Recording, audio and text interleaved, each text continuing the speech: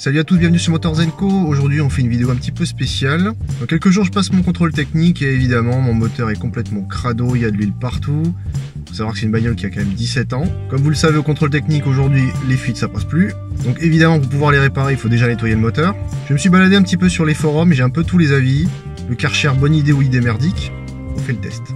Je vais faire une petite précision pour tous les rageux qui vont se lâcher en commentaire, et il y en aura beaucoup.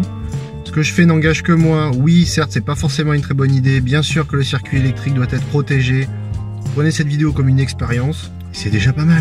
Il paraît que pour nettoyer un moteur, il faut qu'il soit chaud ou au moins tiède. Comme ça, le gras disparaît plus facilement. Et au cas où ça suffirait pas, je vais m'aider d'un nettoyant moteur.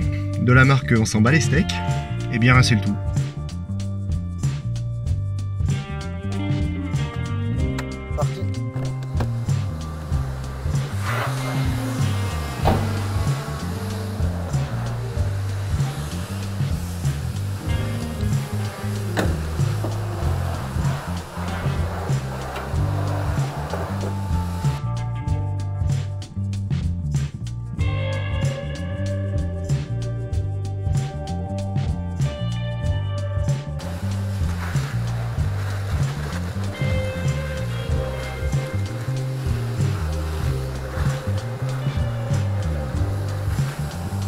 On protège la bobine.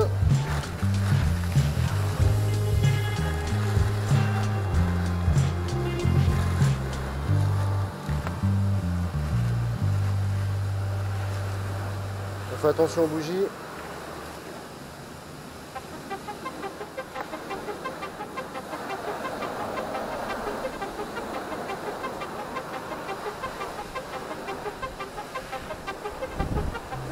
Ça pue ce truc, c'est une horreur.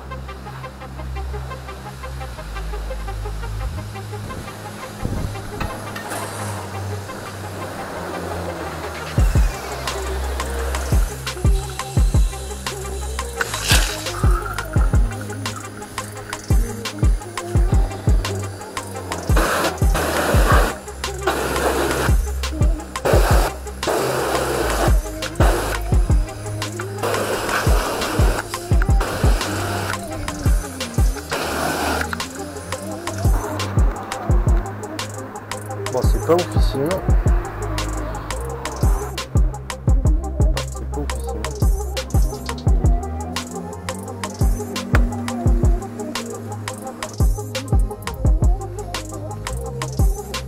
Ça pue cette merde.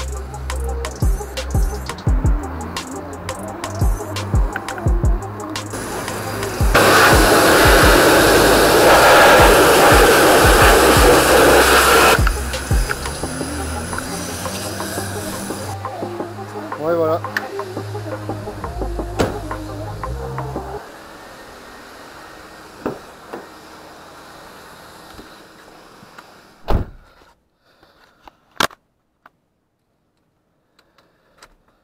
Verdict, va-t-elle démarrer?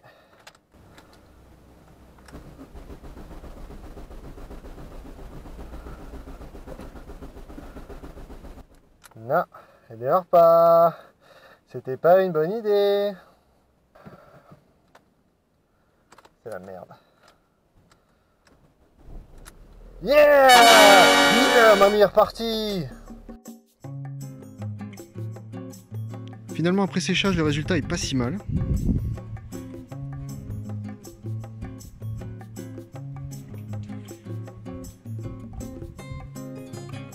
Vous voyez là il y avait une tonne de cambouis, il n'y a plus rien.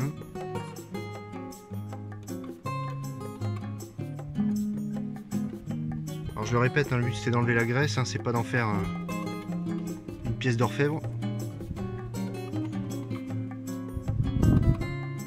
Vous voyez le bloc qui est en dessous, qui était couvert de gras, bah, il l'est plus.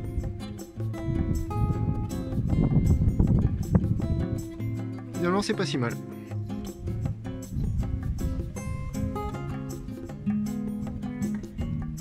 Pareil en dessous, c'est pas fou mais c'est un peu mieux. Voilà, c'est tout pour cette petite vidéo, j'espère que ça vous aura été utile. Donc j'ai passé ce petit coup de Karcher dans le moteur. Elle a mis un peu de temps à démarrer, mais finalement au bout de 30 secondes elle est repartie. Alors évidemment, heureusement que j'ai protégé les bobines ainsi que la batterie. Pour ce qui est du produit, bon bah, je pense que la bouteille était périmée parce que franchement j'aurais rien mis, c'était pareil. Je pense qu'avec de l'eau bien chaude ça va être beaucoup plus efficace. Après, il faut dire, il y a quand même 17 ans de crasse. On va voir ce que ça va donner au contrôle technique après avoir réparé les fuites. Et puis, bah, je vous dirai ça en commentaire. D'ailleurs, en parlant de commentaires, n'hésitez pas à en laisser, à partager vos expériences. Il n'y a pas grand chose là-dessus sur le sujet.